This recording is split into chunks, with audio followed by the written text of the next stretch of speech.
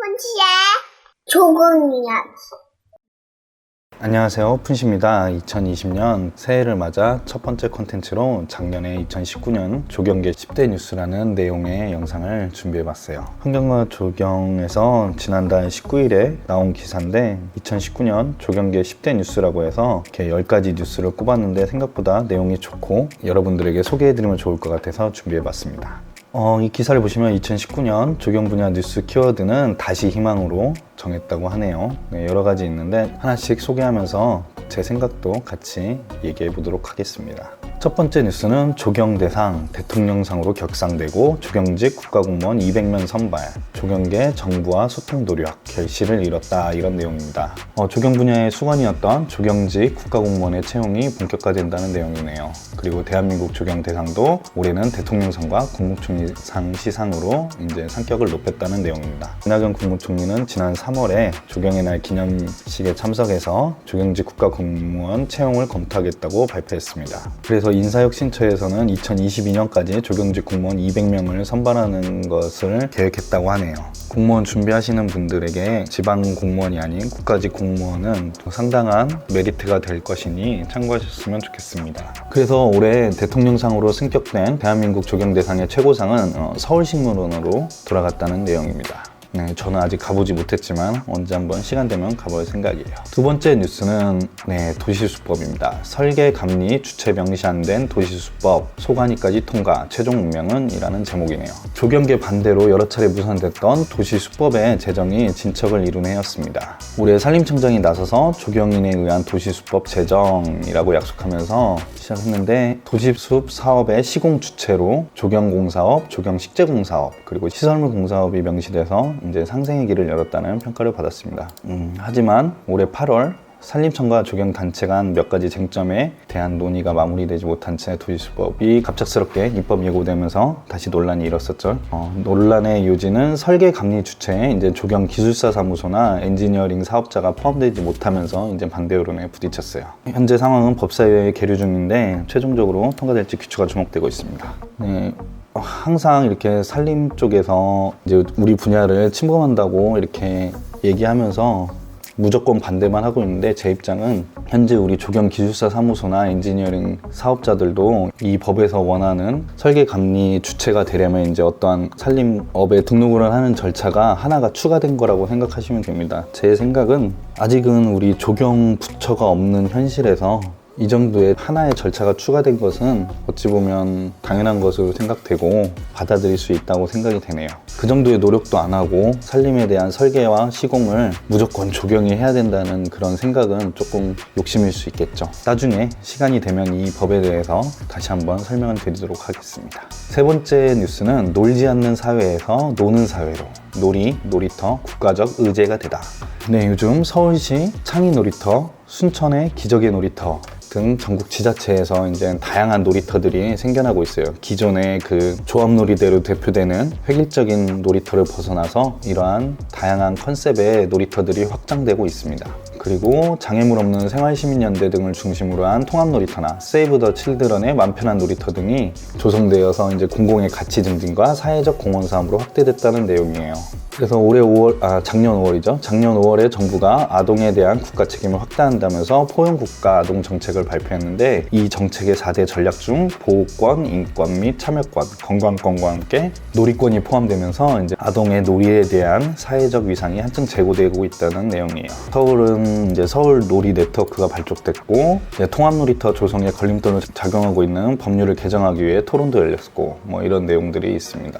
조경하는 사람들에게 있어서 놀이터는 항상 주된 소재가 되죠. 아파트에도 그렇고 이 놀이터뿐만 아니고 어떠한 공원의 놀이 공간 같은 것도 이제는 획일적인 놀이의 공간에서 벗어나서 다양한 생태적이고 자연을 이용하고 그러한 놀이터들이 늘어나고 있다는 뉴스입니다. 세 번째 뉴스는 이제 조경기사의 조경사 과목 폐지 논란입니다. 반대 여론에 재검토됐다는 소식이에요. 이것도 제가 한번 컨텐츠로 다루려고 했지만 미루다가 못 다뤘는데 다음에 시간이 되면 한번 다룰 생각이 있으니 기대해 주시길 바랄게요. 작년 3월 5일 고용노동부가 조경기사 종목에서 조경사 과목이 폐지되는 내용을 포함해서 이제 이 법을 입법 예고했었어요. 그래서 이제 전통조경학회, 정원디자인학회, 한국사회조경분회, 한국조경수협회가 공동으로 이제 반대 성명을 냈죠. 그리고 조경학회, 생태보건협회 등 다양하게 반대 의견을 전달하고 막 이렇게 논란이 됐었어요. 그래서 그 결과 이제 고용노동부는 이번 개정에서 조경기사를 제외하고 다시 다음번 개정 때 재추진하기로 했다는 내용입니다. 그래서 이제 다수의 조경단체들은 조경학회 회의실에서 이제 한국산업인력공단 관계자들과 자문회의 갖고 조경기술 자격제도 개선위원회를 확대 구성하기로 했고 여러 가지 노력을 하고 있다는 얘기예요. 제가 이 조경업계에 10년 넘게 있으면서 조경기사에 대한 생각을 말씀드리면 저희 조경기사 과목은 생각보다 너무 많은 분야에 한마디로 너무 많은 과목을 시험 범위로 삼고 있다는 생각을 하고 있어요. 계획, 설계, 조경사, 시공구조학, 조경식재, 그리고 조경관리학 이렇게 6과목이죠.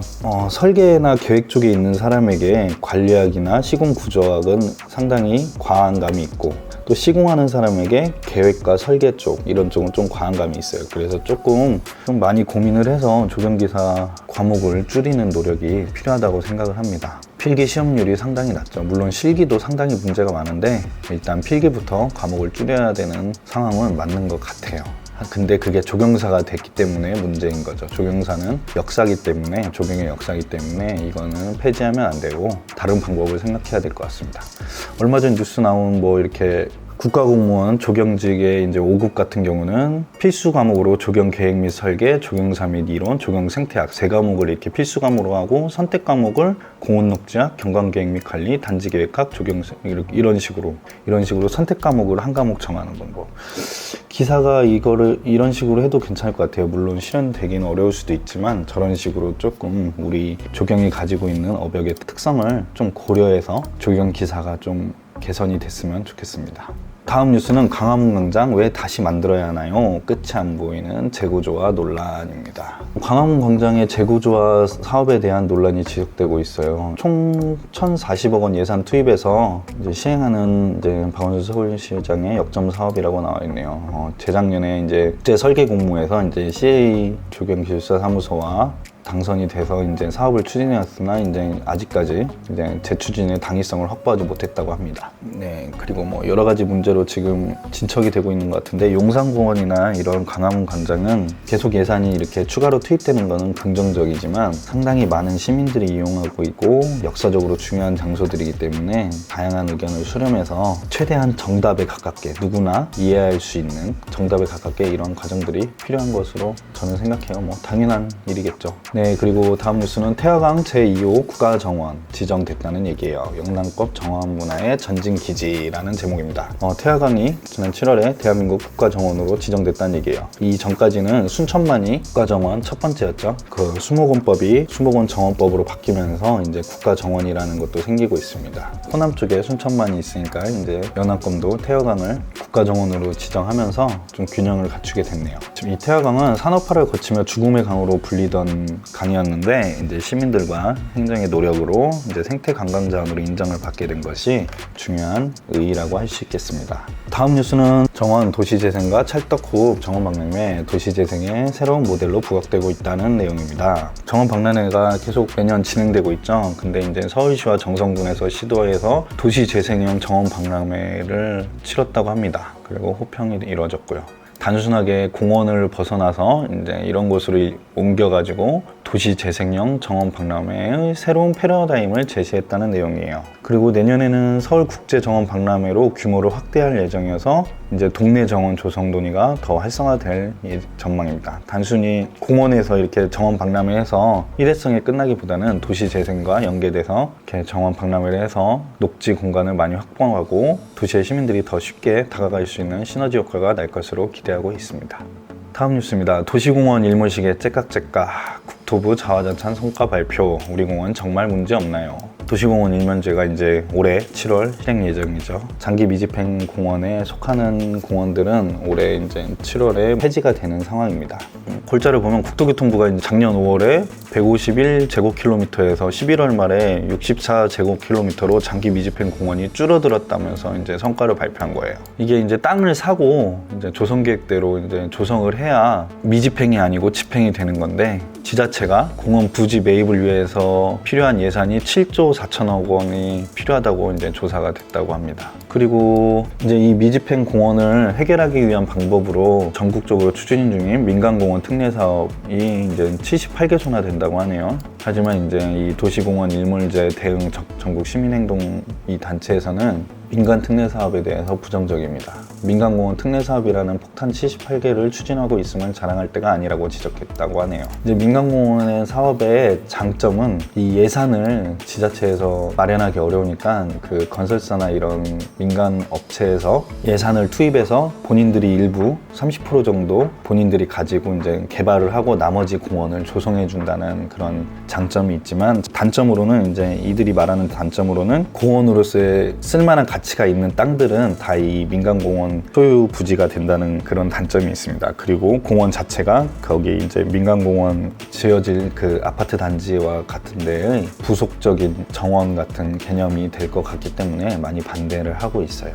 저도 이제 제가 사는 지역에 근린공원에 대한 장기 미집행 해결 방안을 지금 같이 지자체와 함께 수행하고 있는데, 어떻게든 국가가 많이 도와주고 지자체가 잘 해결해서 공원이 많이 살아남았으면 좋겠습니다. 마지막 뉴스는 전주시 첫 총괄 조경과 제도 도입, 도시환경 위해서 총괄 조경가 필요하다는 내용이네요. 제가 있는 지역이 바로 전주시예요. 최신현 시토포스 대표가 작년 1월 전주시의 총괄 조경 건축가로 위촉이 됐습니다. 최신현 전주시 총괄 조경 건축가는 2021년까지 녹지 정책과 공원 조성, 도시숲 등 조경 관련 사업을 비롯해 건축, 경관 등 다양한 현장에 대한 기획 및 자문과 사전 검토를 맡게 됩니다. 원래 전주시는 디자인 계열에서 오신 분이 한 분 계셨어요. 그래서 경관 담당자로 해서 디자인이 필요한 사업을 할 때면 항상 가서 체크를 받았습니다. 이제 그거에 플러스해서 총괄 조경 건축가라고 해서 이제 최신현 대표님의 이제 자문이나 체크 사항을 받는 거예요. 그래서 이제 용역을 하는 사람 입장에서는 한 단계 더 거쳐야 될 단계가 생겨서 굉장히 번거로울 수 있겠지만, 지자체가 이러한 조경 담당하시는 분을 자문가로 둔다는 것은 굉장히 긍정적이라고 봅니다. 저희가 조경하는 사람이 손을 안 대고 추진하는 많은 사업들이 있어요. 그 사업들도 조경가의 눈으로 한 번 더 검토를 할 수 있다는 점이 굉장히 긍정적이라고 할 수 있겠네요. 마지막 뉴스가 아니었네요. 마지막 뉴스는 국제기능올림픽 조경국가대표 10년 만에 부활, 조경장인 시대를 열자는 내용입니다. 10년 만에 국제기능올림픽에 조경국가대표들이 선발돼 출전했다는 내용이네요. 용인 바이고 소속의 두 학생이 작년 8월 22일부터 27일까지 러시아 카잔에서 열린 제45회 국제기능올림픽 대회에서 경기를 치렀다는 내용입니다. 이번 출전을 계기로 조경 분야도 기술 장인을 길러내야 한다는 목소리가 커지고 있다는 내용입니다. 현재 조경 기능 분야에는 기능장, 명장 제도가 없고 기능인에 대한 인식도 부족한 상황이라는 얘기고요. 조경 기능인을 양성할 수 있는 고등학교에서는 전문 교사진이 부족하고 실습 위한 장비도 열악하다는 내용이에요. 이에 조경 직종 협의회는 조경 국가대표 육성을 적극 지원하기로 했다는 그러한 뉴스들입니다. 네, 이렇게 2019년 10대 뉴스에 대해서 소개해드렸는데, 2019년은 제가 유튜브를 시작한 한 해이기도 하죠. 처음에 준비했던 유튜브의 내용들을 4분의 1 정도밖에 못 올렸어요. 제가 이렇게 많이 준비했었는데 업무도 바쁘고 집안일도 바쁘고 여러 가지 문제 때문에 다 못 올렸는데, 올해 2020년에는 제가 목표했던 여러분들에게 이렇게 소개하려고 했던 많은 내용들을 전부 찍어서 올릴 수 있도록 노력하겠습니다. 이상입니다. 새해 복 많이 받으세요.